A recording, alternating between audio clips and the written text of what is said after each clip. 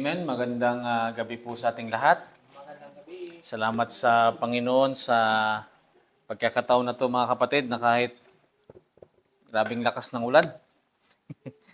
And iningatan tayo ng Panginoon papunta po dito sa Tagumpay. And pag-pray nyo din po mga kapatid, yung ating pong mga kapatiran na mga pastor, of course, sila Pastor Dwight. I think si Pastor Dwight yung kanya pong dialysis is still ongoing. Pag-pray po natin yung provision ng Panginoon sa kay Pastor Dwight po mga kapatid. Huwag niyo pong kalimutan po yung bagay po na yan. Pag-pray po natin si Pastor Dwight. And also sila Pastor Mark, sila Pastor Larry. Let's always pray for them. No? And again, ako din po, pag-pray nyo din po ako, most especially sa akin pong pag-aaral po ng salita ng Diyos na maituro po sa atin yung mga bagay na dapat po nating matutunan po mga kapatid. And this coming Sunday, meron po tayong church meeting. Let's pray mga kapatid about that and sa atin pong mga studies. Before we continue mga kapatid, let us just pray. Dakilang Diyos na makapangyarihan sa lahat, salamat Panginoon sa gabing ito na pinagkaloob niyo po sa amin. Salamat o God sa pagkakataon and opportunity, O God, that we can study and learn more about Thy Word, O God. Lord, thank you for this fellowship. Thank you for this day that you've given to us, this night, Panginoon, na nakapagtipon-tipon po kami dito. Dalayan ko po, Diyos, na ikaw po ang gumamit sa akin bilang isang daluyan ng pagpapala na nanggaling po sa inyong salita. At nang sa ganun, Panginoon, ay makita po namin yung mga bagay at katotohanan na nakasulat po sa inyong salita. Lord, tulungan niyo po kami sa pangalan ni Jesus, namin tagapagligtas. Amen at amen. So muli, magandang gabi po sa ating lahat. And medyo na-late na po kami dahil nga po sa mga bagay-bagay. But in spite of that, mga kapatid, let us open our Bible in the book of Romans. And Romans chapter number 5 po mga kapatid. And last time, we talked about Romans chapter number 5, verse number 1, where we see mga kapatid na ano po yung naging bagay na meron tayo na tayo po ay na-justify. So, nalaman natin, even in our previous studies po mga kapatid, that being justified by grace and by faith of Jesus Christ is a wonderful thing na nangyari po sa atin bilang pong mga Kristiyano na naging Christian na na-save. And kahit po ganun mga kapatid, even though na nangyari na po yan sa atin, being na-justified po tayo by faith without any works, no, na kailangan po nating mag-follow or observe ng law, mga kapatid, that we don't need that. And isang maganda po mga kapatid is we have peace with God. No, we have peace with God through our Lord Jesus Christ. Yan po yung isang bagay na pinakamaganda rin po nangyari sa atin bilang isang Kristiyano. Kasi nga mga kapatid, imagine mo mga bagay-bagay na nangyayari sa mundo. Whatever it is mga kapatid, at least when we die, alam po natin kung saan tayo pupunta. Amen? Amen. And because of that, binigyan tayo ng peace ng Panginoon. Although, mga kapatid, iba din kasi yung peace na meron ka dito sa mundo. Minsan kasi minsan takot ka kasi baka mamaya pasukin yung bahay mo. Kahit naman wala namang makukuha. Pero minsan, syempre, baka yung buhay mo yung kunin. Mga mamaya, may mga ano dyan, ano nangyari. So, pero mga kapatid, aside from that, kasi halimbawa, alam ba na magkakalindol? Hindi naman. So parang after that, nagkaroon ka ng fear. Pero in spite of that, mga kapatid, meron pa rin tayong peace. Na alam mo kung saan ka pupunta pag tayo po ay namatay. Ngayon po mga kapatid, dito po tayo sa verse number 2, wherein meron din pong isang nangyari na nung tayo po ay na-justified by faith, without any works of the law, ang isa po nangyari mga kapatid, it brings us or it brings access to God. Sabi dito mga kapatid sa verse number 2, by whom also we have access by faith into this grace wherein we stand and rejoice in the hope of glory po mga kapatid. So, because of Jesus Christ po mga kapatid na ginawa niya dun sa cross ng Kalbaryo, nagkaroon po tayo ng access dito sa grace na kung saan tayo na tinatayuan po natin. Ano po bang grace ito mga kapatid? Ito po yung grace na binigay ng Panginoon sa atin, which is ang Panginoong Jesus po mga kapatid. And we stand on the finished work of the Lord Jesus Christ, meaning tinatayuan po natin yung katotohanan po na yan na tayo po ay naligtas sa pamamagitan ng ginawa ng Panginoong Jesus doon po sa cross ng Kalbaryo. Ang katotohanan po mga kapatid, that a man is na-separate sa Panginoon. Amen? Na moment na nagkasala po ang tao, nagkaroon po ng parang kumbaga na nagkaroon ng separation or na disconnect na parang nawalan ka ng access. At ang dahilan niyan mga kapatid is yung ating pong kasalanan. Wala na pong iba kundi kasalanan. So because of sin po mga kapatid na entered into the world, kumbaga babasahin natin itong unahan na natin dito sa verse number 12 para lang makita natin, Romans 5:12. Nasabi dyan mga kapatid, wherefore as by one man sin entered into the world, and death by sin, and so death passed upon all men, for that all have sinned. So meaning mga kapatid, nung pumasok po yung kasalanan sa atin, that's the time na nagkaroon po ng separation.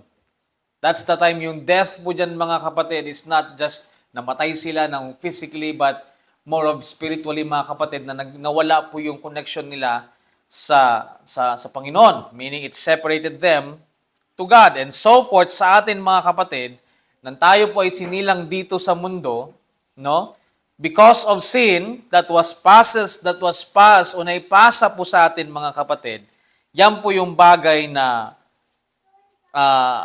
na-separate po tayo sa Panginoon dahil po sa kasalanan. At alam natin yung mga kapatid that in the time of sa Garden of Eden na ang Panginoon na parang ang Panginoon pwedeng makipag-usap sa kanila.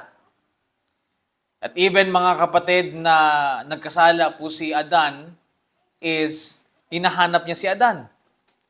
Where art thou? Ayan. Pero mga kapatid, but after na ang isang tao ay nagkasala, parang tinago na ng Diyos yung kanyang sarili kasi imagine mo mga kapatid, nakita na ng tao na naked pala sila. So naging bukas yung mga bagay sa kanilang mata mga kapatid. So after a man sinned, tinago niya yung sarili niya sa Diyos. At gumawa sila ng pamamaraan kasi nakita nilang hubad na sila, pinagtakpan nila yung kanilang mga sarili po mga kapatid. At ang Diyos ay nagtry. Tinry ng Diyos na i-deal ang tao from that time, panahon ni Noah, ni Abraham, ni Moses, the disciples, and Paul, and so forth po mga kapatid. Na parang kailangan niyang i-connect ulit yung tao sa Diyos, sa Kanya. Because wala naman tayong magagawa dyan mga kapatid. Mismong ang Panginoon ang nagsabi sa 2 Corinthians chapter number 5, verse number 18, na siya yung nag-reconcile sa tao. Through the Lord Jesus Christ, kaya nga nagkatawang tao po ang Panginoon, Jesus, para po ibayaran po yung ating pong kasalanan. At nang sa ganon mga kapatid ay maibalik yung gusto ng Panginoon na ma-reconcile ang tao sa Diyos po mga kapatid. At yung tao po is lumapit sa Panginoon sa pamamagitan po ng Panginoong Yesus. Now, when we open our Bible in 1 Timothy, chapter number 2, makikita po natin dito mga kapatid, na sabi ng verse number 2, or verse number 5, dito po tayo sa verse number 5, I'm sorry. And, ang context po niyan is gusto po ng Panginoon ay maligtas ang lahat ng tao at mapunta sa knowledge of truth. But in verse number 5, the Bible says there, mga kapatid, "For there is one God and one mediator between God and man, the man Christ Jesus, who gave himself a ransom for all, to be testified in due time." So mga kapatid, isa pong reason kung bakit ang Panginoong Hesus ay namatay is just for our sins. Para po maligtas po ng Panginoon ang tao sa kapahamakan. Kasi mga kapatid, in the future, meron pong darating na wrath ang Panginoon. At ang sinabi ng Panginoon Diyos sa kanya rin pong nakasulat, madadaanan po natin dito yan sa Romans, mga kapatid, that we shall be saved sa wrath na parating po, mga kapatid. So hindi lang muna natin siya itackle ngayon, but in the near future po, mga kapatid. And that is why through Jesus Christ, our Savior, mga kapatid, ang kanyang pagkamatay doon sa cross ng Kalbaryo para po sa ating kasalanan, pagkalibingan muling pagkabuhay, mga kapatid, ito po yung para mag-justify po tayo, maging available po itong kaligtasan, ito pong bagay na to, yung reconciliation, na ma-reconcile ng Panginoon ang tao sa Diyos. At through His finished work, mga kapatid, isa pong bagay na pinakamaganda sa panahon po natin, available na po yan para sa lahat. Nadaanan po natin yan sa Romans chapter 3, na para po sa lahat. Now ngayon, mga kapatid, yung forgiveness is available. Available na po yan sa lahat. Ang kailangan ng po ng tao sa panahon po natin ngayon is tanggapin yung ginawa ng Panginoong Hesus doon sa cross ng Kalbaryo. Para po siya ay ma-justify, para siya po ay magkaroon ng peace with God, para siya po ay magkaroon ng access by faith, ito po sa grace po na ito, mga kapatid. Because if people, kapag i-reject nila, mga kapatid, itong ginawa ng Panginoong Hesus doon sa cross ng Kalbaryo, then meaning, hindi po sila ligtas.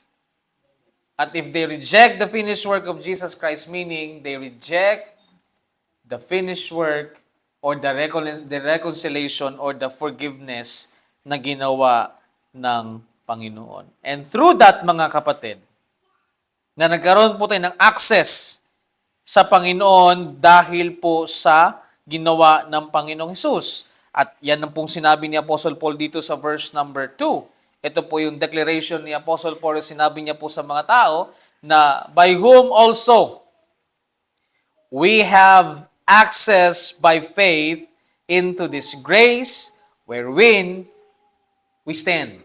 Kasi mga kapatid, ang hirap naman, parang ganito kasi yan eh. Para makapasok ka dito sa simbahan, halimbawa, nakalock yan, kailangan mo ng access. Yung access mo doon sa lock, kailangan na sa'yo yung susi. Ngayon, kung wala yung susi at hindi ka naniniwala na yung susi na yan yung magbubukas ng pinto para makapasok ka, bakit mo pa gagawin? Bakit mo pa susubukan? So mga kapatid, kumbaga parang tayo po, nagkaroon po tayo ng access dito po sa grace na to na atin pong tinatayuan. Dahil po ang susi po ng lahat na yan is ang Panginoong Hesus, yung ginawa niya doon sa cross ng Kalbaryo. At ang karamihan po, mga kapatid, is they reject this very important thing na ginawa ng Panginoong Hesus doon po sa cross ng Kalbaryo. Kaya nga, mga kapatid, ang ginagawa ng iba, kailangan nilang gumawa. Kailangan nilang kumilos. Kailangan sila din gumawa. Mga kapatid, ang Panginoon nga yung gumawa ng pamamaraan para maibalik ng Diyos ang tao sa Kanya. Pero mga kapatid, ang ginagawa po ng iba is that they establish their own righteousness. Kumbaga, ginagawa nila yung sarili nilang katuwiran para sila po ay maligtas. At yung iba, mga kapatid, siguro dahil po sa kahirapan ng buhay, nabisi na yung mga tao. Na parang kahit sabihan natin sila ng mga bagay na dapat nilang paniwalaan is, hindi na nila pinapansin. And that's how it is, mga kapatid. They are all gone out of the way. They are all become unprofitable. hindi na po sila nagsisik sa Panginoon. Pero ito po mga bagay mga kapatid. That even though that people never seek after God, God wanted na gusto ng Panginoon na i-reconcile ang tao sa Kanya po mga kapatid. Through this grace, na nagkaroon po tayo ng access, at yan po yung sinabi ng Panginoon, na itong access na to, yung para magkaroon ka ng access sa grace na yan na sa ating tinatayuan po mga kapatid, is hindi ka po nangangailangan ng bagay na kabutihan na gawin mo yung isang bagay na yan para magkaroon ka ng access na yan. Kaya nga mga kapatid, kung babasahin po natin yung Ephesians chapter number 2, where ito po yung pinaka very clear po mga kapatid, di ba? Mag-start po tayo ng verse number 8 po mga kapatid. Ang sabi niya dyan, for by grace are ye saved. Saved. Naligtas ka sa pamamagitan ng biyaya through faith. Now, di ba napansin niyo mga kapatid, we have an access by faith into this grace. Kaya mga kapatid, mapapansin niyo po, kung iisipin mo talaga ng mabuti, na para magkaroon ka ng access doon sa grace, may kailangan ka. Ang kailangan mo mga kapatid is yung ginawa ng Panginoong Hesus kasi yun yung faith na kailangan po natin. Yung pananampalataya ng ating Panginoong Hesus. Faith of Christ, which is yan po yung finished work of our Lord Jesus Christ. Ang sabi dito, and that not of yourselves. Nakita mo mga kapatid? So meaning mga kapatid, ito po sinasabi ni Apostle Pablo dito po sa verse number 2 na magkakaroon ka ng access by faith. This is not your faith as well. This is the faith of Christ para po magkaroon ka po ng access doon sa grace kung saan po tayo tumatayo po mga kapatid. And that not of yourselves, it is the gift of God. Hindi po sa pamamagitan ng ating sarili. Kaya mga kapatid, doon nakakalungkot na talagang may mga tao na pipilitin nilang na gawin yung kanilang dapat gawin para sila po ay maligtas. At the end of the day, sasabihin lang naman nila, siguro naman, maliligtas naman ako kasi gumawa naman ako ng kabutihan. Tumulong naman ako sa tao. Amen? Pero mga kapatid, hindi po yung bagay na yan yung para magkaroon ka ng access doon sa grace kung saan tayo po ay tumatayo. Kasi mga kapatid, wala po tayong kakayanan. Nasa tingin mo ba sa gawa mo, magkakaroon ka ng access sa grace na yan? Wala, kasi ang binanggit dyan mga kapatid sa Ephesians chapter 2 verse number 8, not of yourselves. Kasi nga mga kapatid, babalik ka ulit ng Romans 3:23. Anong sabi doon, di ba? For all have sinned and come short of the glory of God. Tapos ikaw naman, pipilitin mo ma-establish yung sarili mong righteousness. Now, mga kapatid, ito dapat yung pag-isipan natin ng mabuti. At pag-isipan ng mabuti ng nakikinig. Kasi nga, imagine mo, sasabi ang tao is short. Tapos, anong mangyayari? Pipilitin nilang gumawa ng kabutihan para saan? Para maligtas. Mga kapatid, we're not against of doing good works. Pero mga kapatid, ginagawa yan after we get saved. In this present dispensation po mga kapatid.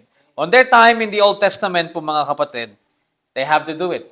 They need to live their faith they need to live their faith. So parang yung they live, kailangan nilang, yung faith nila is, kailangan nilang i-work out. But in our time today mga kapatid, it is Jesus Christ who works out the faith for us, magkaroon po ng access sa biyaya ng Diyos. Kasi biyaya naman ng Diyos ito mga kapatid. Yung ating pong kaligtasan ay biyaya po yan ng Diyos. Hindi mo yan kayang gawin mga kapatid. So isang kamangmangan ang gawin na parang gumawa ka ng kabutihan para ikaw po ay maligtas. Kasi nga, anong kaakibat niyan mga kapatid? You are nire-reject mo yung ginawa ng Panginoon. Kasi the moment na hindi siya sapat para sa'yo, the moment na iniisip mo na kailangan kong gumawa ng something na to, meaning, hindi sapat yung ginawa ng Panginoong Jesus doon sa krus ng Kalbaryo. Tama? Kasi, Paniniwalaan mo na tama yon, pero magtitiwala ka pa din sa sarili mo. Nang sinabi ng Panginoon, not of works, ang sabi niya dyan sa verse number 9, lest any man should boast. At alam natin mga kapatid, kilala natin yung bawat isa sa atin, kilala natin yung sarili natin, na kahit sabihin mong hindi ka mayabang, you will boast. You will boast of something po mga kapatid. Kaya nga mga kapatid, everybody is equal. Hindi ka naligtas dahil gwapo ka. Hindi ka nagkaroon ng access by faith sa grace na yan dahil matalino ka. Dahil Pilipino ka. Ito naman, hindi Pilipino, Amerikano ka. Whatever it is mga kapatid, it is not about that mga kapatid. Ito ay sa pamamagitan ng ginawa ng Panginoong Hesus doon sa cross ng Kalbaryo. Para tayo po ay magkaroon ng access dito po sa biyaya na to in wherein we stand. Amen? Alam mo niyo mga kapatid, kung tustusin, napakasimple lang naman sana intindihin yan.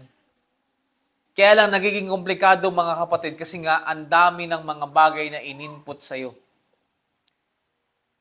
Kung ano-ano mga bagay, hindi, kailangan mo mag-pray para maligtas ka. Kailangan mong gawin to para maligtas ka. Na nakakalimutan mga kapatid na merong ginawa ang Panginoong Hesus doon sa cross ng Kalbaryo para tayo magkaroon ng access. Sa pamamagitan ng pananampalataya na yan, magkaroon ka ng access sa biyaya mga kapatid. Imagine mo, taupo ka ng taupo dyan sa pintuan na wala kang susi. Nakuha niyo ba mga kapatid? Hindi ka na, walang tao sa loob eh. Pero gusto mong pumasok. Taupo ka ng taupo, wala kang susi, buksan mo to, wala nga magbubukas sa'yo, kundi nga yung susi. At parang ganun din yan mga kapatid. Imagine mo, gawa tayo ng gawa ng mga bagay na sa isip natin, sa isip nila, is yan yung magliligtas sa kanila. Pero pagdating ng panahon, is hindi man mabuksan yung pinto ng langit sa kanila. Di ba nakakalungkot mga kapatid? Na kung tustusin, nakita naman natin dyan kung ano po yung biyaya ng Panginoon na meron po tayo. Na-imagine mo mga kapatid, titingnan natin yung sarili natin na tayo po ay separated sa Panginoon. Unang-una dahil sa kasalanan. Dahil po meron tayong kasalanan. Pastor, wala naman akong ginawang kasalanan. O yun na, meron ka nang ginawang kasalanan. Nagsinungaling ka na. Pero bago pa man tayo, di ba, naisilang dito sa mundo, dahil nga na-inherit natin, alam niyo po yun? Di ba, halimbawa, kung meron yung tatay mo may lupa, meron kang mai-inherit sa kanya na mana. Paghahatian nyo at pag-aawayan. Lalo pa pag malaki yung lupa. Pero mga kapatid, dito mga kapatid, isang bagay na na-inherit natin, ito pa yung pinakamalamang, pinakaayaw mo kasi kasalanan to eh. Pero wala ka namang magagawa kasi sinabi nila ng Bible, wherefore, as by one man sin entered into the world, and death by sin, and so death passed upon all men, for that all have sinned. So, meaning mga kapatid, pagkasilang mo dito sa mundo, ikaw ay patay spiritually. Kaya nga mga kapatid, binanggit po dito, balikan po natin yung 1 Corinthians, First Corinthians chapter number 2, verse number 14, nasabi dyan mga kapatid, but the natural man receiveth not the things of the Spirit of God. So yung natural man mga kapatid, meaning tayo po yung hindi po ligtas, yung unbeliever po mga kapatid, yung lost po, yung hindi po naniniwala sa ginawa ng Panginoong Jesus, they are the natural men which hindi po sila makakatanggap ng Espiritu ng Panginoon o ng Diyos dahil sila po ay foolishness unto Him. Neither can He know them. Wala silang alam or hindi nila alam mga kapatid because they are spiritually discerned. Na mga kapatid, tayo naman, yung naniwala, yung nagkaroon po ng access dito sa biyaya ng Diyos, ang sabi ng 1 Corinthians chapter number 2, verse number 12, na sabi dyan mga kapatid, now we have received, meron ka natanggap, not the spirit of the world. Hindi ang spirito dito sa mundo, kasi ano muna natin, stop muna, ano bang merong spirit dito sa mundo? Para i-stop muna natin dyan, punta tayo ng Ephesians chapter number 2, para lang makita natin mga kapatid. Ephesians chapter 2, verse number 2 and 3.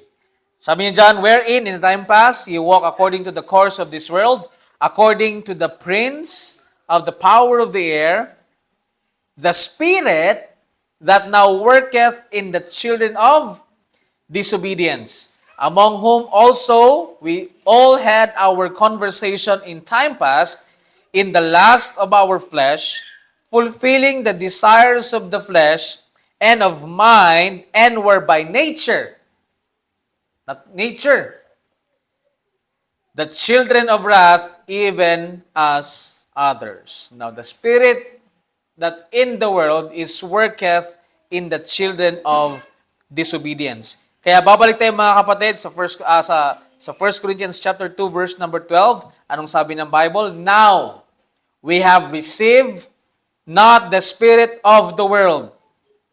Ang sabi niya dyan, nung ikaw po ay naligtas, but the spirit which is of God, that we might know the things that are freely given to us of God. Para malaman natin yung mga bagay na binigay ng Panginoon sa atin na wala pong bayad.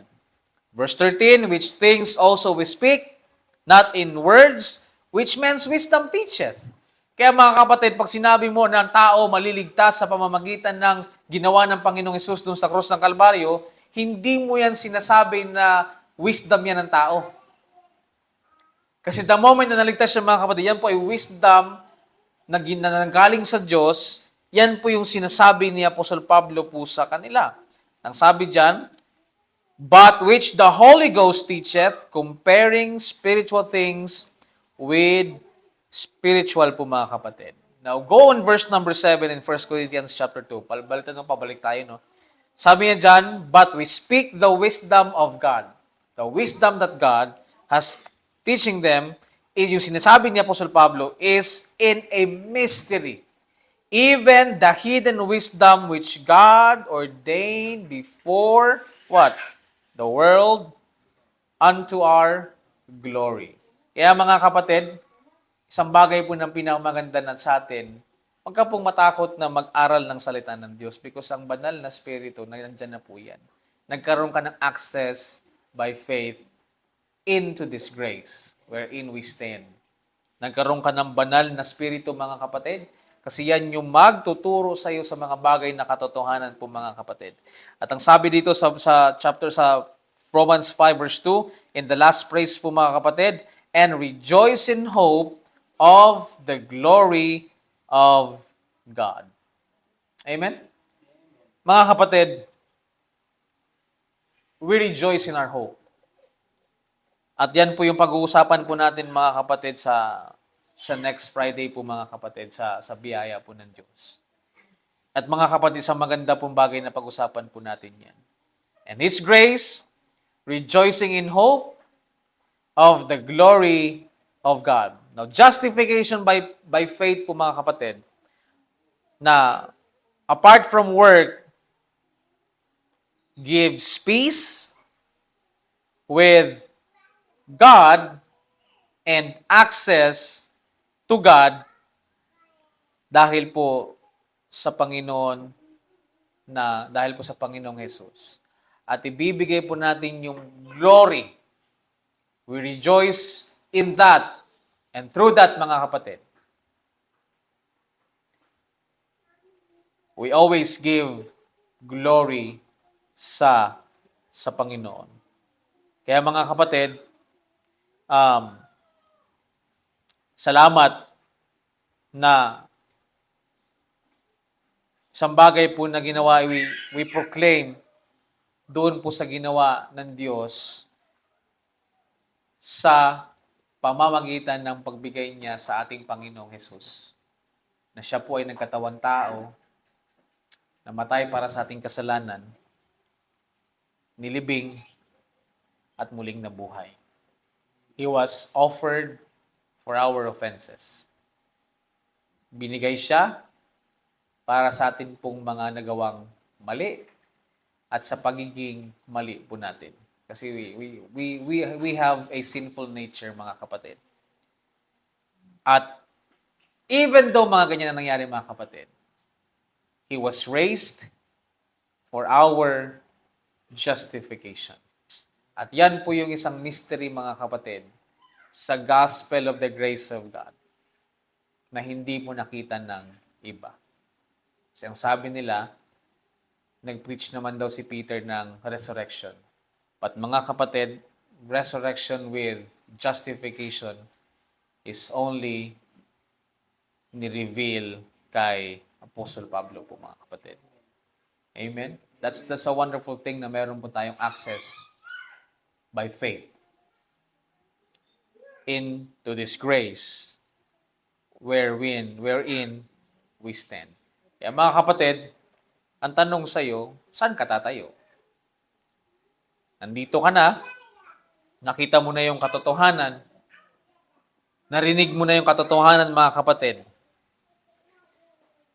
Magiging vain ba yung paniniwala mo? Or we are going